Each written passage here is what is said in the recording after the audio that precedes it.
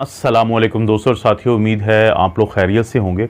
मैंने जो last video बनाई थी उसका मौजू ये था कि जो दिल का अटैक क्या होता है और उसको फिर कैसे इलाज किया जाता है। काफ़ी ज़्यादा ये वीडियो पसंद की गई है, लेकिन काफ़ी दोस्तों का एक सवाल था कि ये तो आपने बता दिया कि हॉस्पिटल गए, वहाँ पे जाके दवाई दी गई, एंटीप्लेटलेट्स दी गई, नाइट्रेट्स दी गई, एंजियोप्लास्टी हो गई या फिर कोई स्टेंटिंग हो गई। लेकिन दोस्तों का ये सवाल है कि कोई ऐसी चीज़ भी बताएं कि अगर हम कुदरती तरीके से बग़ैर दवाइयों के ये जो खून की नालियों में क्लॉटिंग होती है इससे हमें निजात मिल जाए। तो ये वीडियो बुनियादी तौर पे एक ऐसे नुस्खे के बारे में है जो आपको मदद करेगी आपकी खून की नालियाँ, जिसको हम आर्टरीज़ कहते हैं, उनके अंदर जो क्लॉटिंग होती है, क्योंकि वो जो क्लॉटिंग है उसको हम मेडिकल की टर्म में एथेरोस्क्लेरोसिस कहते हैं। ये ही बुनियाद है दिल के अटैक की भी, यही बुनियाद है फालिज के अटैक की भी, अगर वो दिमाग की खून की नालियों को मुतासर करे। यही बुनियाद है पल्मोनरी एम्बोलिज्म की, अगर एथेरोस्क्लेरोसिस या वहाँ से टूट के जाने वाला टुकड़ा जो है वो आपके फेफड़ों को मुतासर करे। तो हम फिर इस वीडियो में एक ऐसे नुस्खे की बात करेंगे जो आप घर में बना सकते हैं। चीज़ें ऐसी इस्तेमाल होती हैं कि जिनको आप घरों में आपको मिल जाएंगी, बाज़ार से जाके मिल जाएंगी, और आप अगर 14 दिन के लिए अगर आप इसको इस्तेमाल करेंगे तो बहुत ज़्यादा लोगों को फ़ायदा होता है। लेकिन डिस्क्लेमर मेरी हर वीडियो में आता है कि आपका जो असल डॉक्टर है वो वही है जो आपका बुनियादी डॉक्टर है। ये वीडियोज़ होती हैं इन्फॉर्मेशन के लिए, इसलिए अगर किसी को खुदा न खास्ता दिल का अटैक है, चेस्ट पेन है, सांस चढ़ता है, तो अपने डॉक्टर से रब्ता करें। और इसी तरह से अगर कोई खून पतला करने वाली दवाइयाँ भी ले रहे हैं तो वो इस नुस्खे के इस्तेमाल से पहले अपने डॉक्टर से ज़रूर बात कर लें, क्योंकि ज़ाहिर है कि जो नुस्खा खून की नालियों से क्लॉट से निजात दिलाएगा तो वो खून को पतला भी करता है ताकि कोई इंटरेक्शन ना हो। तो अगर हम बात करें इस नुस्खे की, तो इसमें जो सबसे पहले आपको चीज़ चाहिए होती है वो है एप्पल या सेब।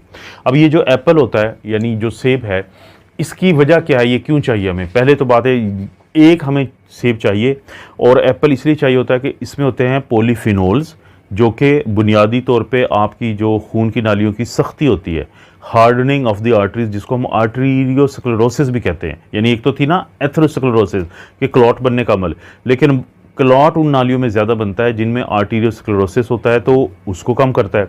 इसके अलावा जो हमारा लो डेंसिटी लिपोप्रोटीन कोलेस्ट्रॉल होता है यानी एलडीएल कोलेस्ट्रॉल है, वो ख़तरनाक उस वक्त हो जाता है जब उसकी ऑक्सीडेशन होती है।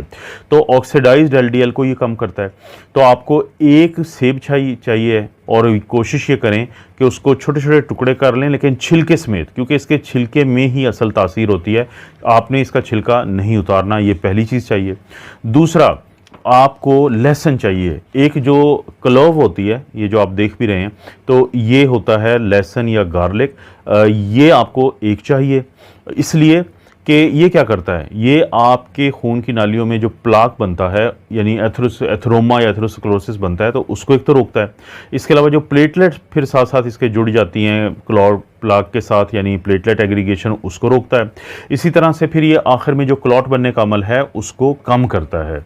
और इसके अलावा भी जो लहसुन है ये टोटल कोलेस्ट्रॉल को कम करेगा। ये जो बुरे वाली कोलेस्ट्रॉल है एलडीएल, ना सिर्फ एक उसको कम करता है बल्कि उसकी ऑक्सीडेशन को भी कम करता है।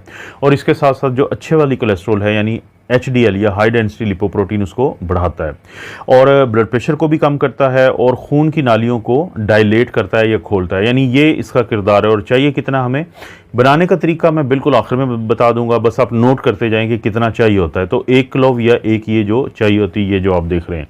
तीसरी जो चीज़ हमें चाहिए वो है हल्दी या टर्मेरिक।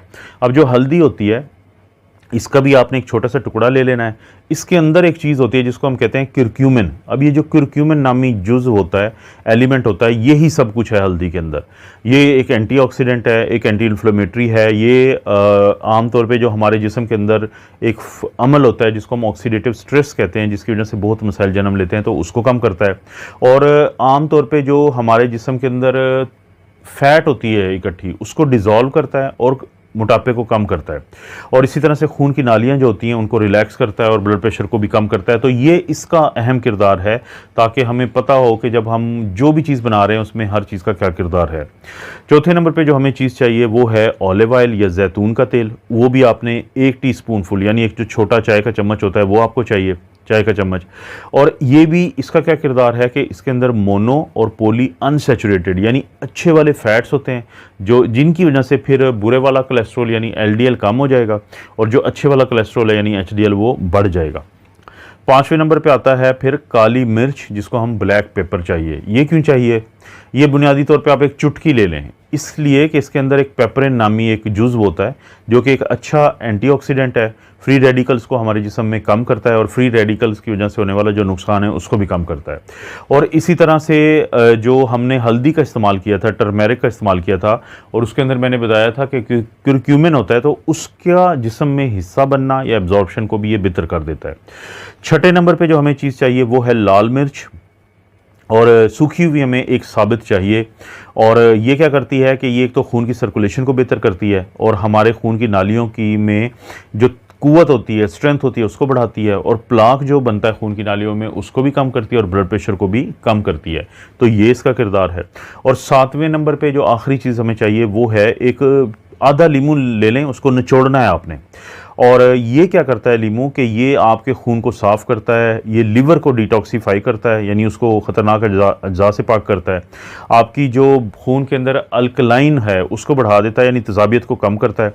और इसके अंदर विटामिन सी और फ्लेवोनॉइड्स जो हैं वो बहुत ज़्यादा होते हैं। तो आपने लीमू ले लिया।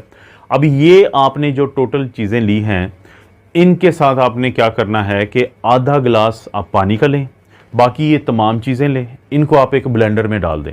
उस ब्लेंडर में डालने के बाद उस ब्लेंडर को 5 से 10 मिनट तक के लिए आप ब्लेंड करें इन चीज़ों को, और उसके बाद जो चीज़ बन जाएगी उसको आप गिलास में डालें।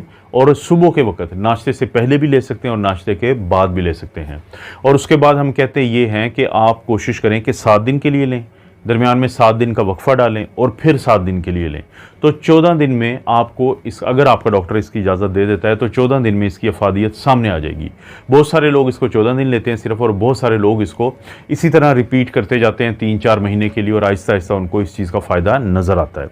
तो दोस्तों ये है वो घरों में तैयार किए जाने वाला नुस्खा, जिसका नुकसान तो नहीं है लेकिन फ़ायदा ये है कि आपकी खून की नालियों को साफ़ रखने में मदद देता है, ताकि आप ना सिर्फ ये कि दिल के अटैक से बचें, आप फालज के अटैक से बचें, आप इसी तरह से जो आपको पल्मोनरी एम्बोलिज्म या क्लॉटिंग होती है जो आपके फेफड़ों में, उससे भी बचें। आपको पता है दोस्तों इस चैनल पर इस तरह की वीडियोस मिलती रहती हैं, ख़ास तौर पे ब्लड प्रेशर के बारे में, शुगर के बारे में, दिल के बारे में, फालिज के बारे में, तो और मोटापा के बारे में। तो आपसे रिक्वेस्ट है कि इस चैनल को सब्सक्राइब करें, वीडियो को लाइक करें। जो कोई वीडियो अच्छी लगती है तो दोस्तों रिश्तेदारों से शेयर का नीचे ऑप्शन दिया हुआ है, उससे शेयर कर दें। आप अपना और अपनी फैमिली का ख्याल रखें। अल्लाह ताला आपको और आपकी फैमिली को हर किस्म की बुराई, बीमारी और आजमाइश से महफूज रखें।